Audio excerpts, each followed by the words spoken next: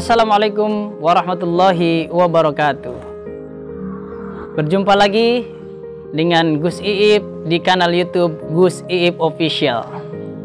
Pada kesempatan kali ini saya ingin berbagi cerita tentang pengalaman saya bersilaturahim dengan saudara-saudara. Pada saat itu saya diundang ke sebuah acara hari besar, yaitu Tahun Baru Islam, bulan Muharram. Setelah selesai saya tausiah menyampaikan materi-materi keagamaan, kemudian ada seseorang yang menghampiri saya. Mohon maaf Kiai, mohon maaf Ustadz, tadi jamaah kurang paham karena Ustadz terlalu banyak mengeluarkan dalil, sementara dalil adalah bahasa langit dan kami adalah penduduk bumi. Kemudian saya pun terdiam. Oh, baik Pak. Dan saya tidak mengerti maksudnya seperti apa yang dibahasakan dengan bahasa bumi. Dan saya penasaran akhirnya. Mohon maaf, ini apakah pesantren atau padepokan atau perguruan silat atau seperti apa? Karena pada saat itu dari sekian banyak ada sekitar 700 jamaah yang hadir. Di situ berpakaian serba hitam, memakai ikat yang biasa digunakan oleh orang-orang Sunda. Kemudian mereka menjawab, di sini adalah Islam Sunda Ustadz. Islam yang memelihara budaya Sunda dan Sunda yang diikat dengan keluhuran Islam. Kemudian saya bertanya, seperti apa itu Islam Sunda? Seperti apa Sunda yang berasimilasi dengan agama Islam? Kemudian mereka menjawab, bedanya di kami tidak ada yang haram. Saya kaget. Wah, tidak ada yang haram. Kami di sini hidup bebas. Kami di sini tidak pernah mengatakan sesuatu itu haram.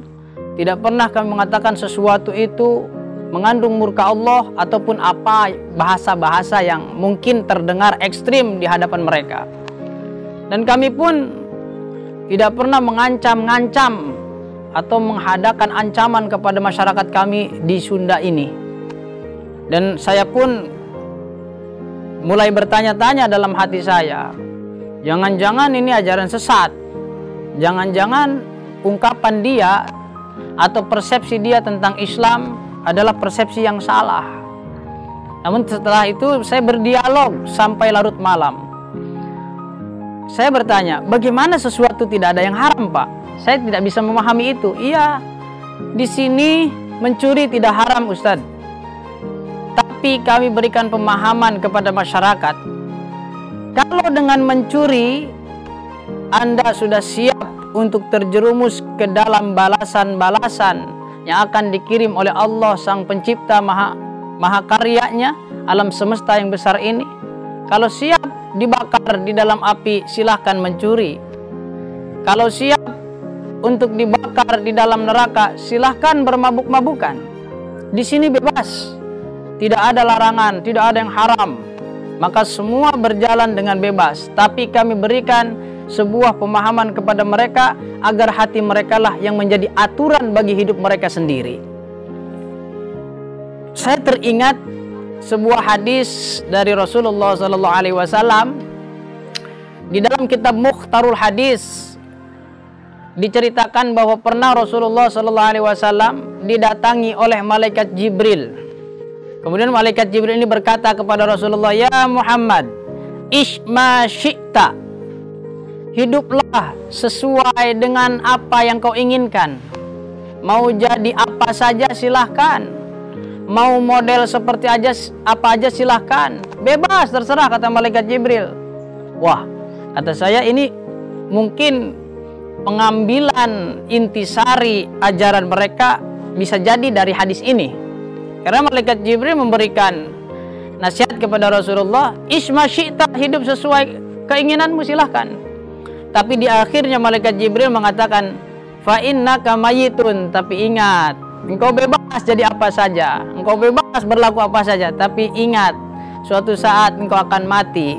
Dan setelah kematian itu ada sebuah alam ada sebuah balasan yang akan kita tuai selama kita bertanam, berlaku lampah, beramal, berfikir, berprasangka, berniat yang buruk ataupun yang baik di dunia ini, semua diakumulasi yang akan diberikan balasannya di akhirat kelak. Maka saya merenung di situ, oh iya, berarti di sini artinya mereka mengatakan tidak ada yang haram bukan benar-benar tidak ada yang haram, tapi justru mereka mengatakan haram anti, tapi mereka memberikan edukasi. Kalau Anda sudah siap dijerumuskan ke dalam neraka, ya silakan nyolong, silakan minum minuman keras, silakan berzina, silakan berbuat dosa. Kalau Anda sudah siap badannya dibakar di dalam api neraka. Dan itu pun tidak dengan ancaman, tapi ditanya kalau istilah Sunda begini, siap ente tahu 3 jebur karena sene neraka, lamun ge siap mangga. Nah, itu orang Sunda mengatakan seperti itu. Siap enggak kalau kamu melakukan ini, nanti kamu dibakar, nanti kamu menuai akibatnya, siap apa tidak?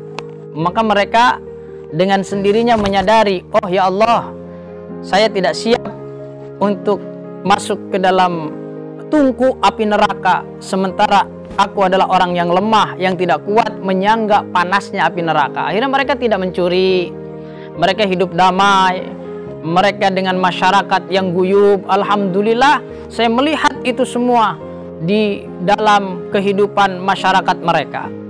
Namun mereka anti, mengatakan haram, neraka dikeraskan. Tidak, mereka mengancam tapi dengan penyadaran. Karena inti daripada agama bukan ancaman, tapi inti daripada Rasulullah SAW menyampaikan ajaran adalah menyadarkan. Wah, katanya ini tetap ada Bashir wa Nadir. Iya, dikatakan Rasul adalah Bashir sebagai pemberi kabar gembira, wa Nadir sebagai penakut-nakut atau sebagai tokoh yang memberikan ancaman. Tidak, tapi Rasulullah datang di hadapan manusia memberikan penyadaran yang murni di dalam hati manusia. Maka Quran pun mengatakan la ikraha fiddin, tidak ada paksaan dalam agama. Agama yang terpaksa adalah agama yang rusak. Akidah yang terpaksa adalah keyakinan yang keropos, yang suatu saat akan bisa digoyahkan. Bahkan mungkin nanti ketika menjelang wafat dia tidak meyakini apa-apa yang dipaksakan dalam dirinya, sehingga dia tidak memiliki akidah sesuai dengan apa yang disampaikan Rasulullah SAW. Maka ajaran langit yang diajarkan oleh Rasulullah begitu membumi, beliau bisa membawakannya. Ketika Arab berasimilasi dengan budaya-budayanya, Islam ini datang dengan luar biasa. Akikah dulunya orang-orang ketika melahirkan anaknya berbahagia, dibawa anaknya keliling di rumah-rumah tetangganya, disembelihkan kambing, kemudian kepalanya diusapkan darah kambing. Itu tradisi Arab jahiliyah dulu. Kemudian digantilah oleh Rasulullah, wahai Aisyah, ganti itu darah kambing dengan minyak wangi, taburkan ke rambut, ke kepala anak yang baru lahir, dan kambing yang dipersembahkan untuk patung-patung kita bagikan secara matang kepada orang-orang di sekelilingnya. Ini adalah pengambilan budaya jahiliyah kemudian dibenahi oleh Rasulullah dengan isi yang bertauhid. Maka dalam cerita ini saya ingin berbagi hikmah kepada saudara-saudara sahabat sekalian, bahwa kesadaran itulah yang terdalam untuk memahami diri sendiri, untuk memahami Allah sang anata jagat yang menata jagat alam dunia ini. Maka sebelum mengenal diri, sebelum mengenal alam lebih jauh, kita mungkin tidak kenal Allah Subhanahu wa ta'ala. Sang Gusti Allah, sang Pangeran yang memberikan kehidupan kepada kita adalah Allah. Maka ketika kesadaran itu sudah tertanam dalam diri kita, tidak berat untuk menjalankan aturan, tidak menjadi beban larangan-larangan, sehingga menjadi kesadaran yang murni dan beragama dengan baik. Mungkin itu saja yang dapat saya sampaikan. Tetap simak video berikutnya di Gus Iib Official. Jangan lewatkan, tetap pencet subscribe, like, dan share kepada yang lainnya. Kalau ada sesuatu saran ataupun kritik, silahkan di kolom komentar. Sekian, Assalamualaikum warahmatullahi wabarakatuh.